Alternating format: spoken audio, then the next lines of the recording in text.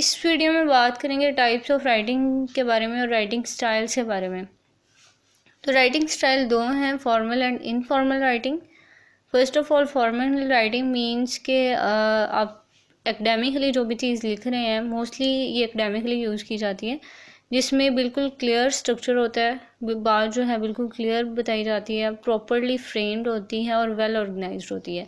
Means कि आपने structure को बहुत अच्छे से ऑर्गेनाइज किया होता है, आपकी जो अप्रोच होती है बहुत क्लियर होती है, उसमें किसी किस्म की एम्बिग्युइटी नहीं होती और हर किस्म का रूल जो है उस पर अप्लाई किया होता है। जबकि इनफॉर्मल राइटिंग जो है वो हमारी कैजुअल राइटिंग होती है। मींस कि जिस तरह की हम लैंग्वेज अपनी आम कन्वर्सेशन में यूज़ कर रहे होते हैं, इनफॉर्मल राइटिंग में आप टाइपिंग कह सकते हैं, जो मैसेज होते हैं वो इनफॉर्मल राइटिंग में आ जाते हैं।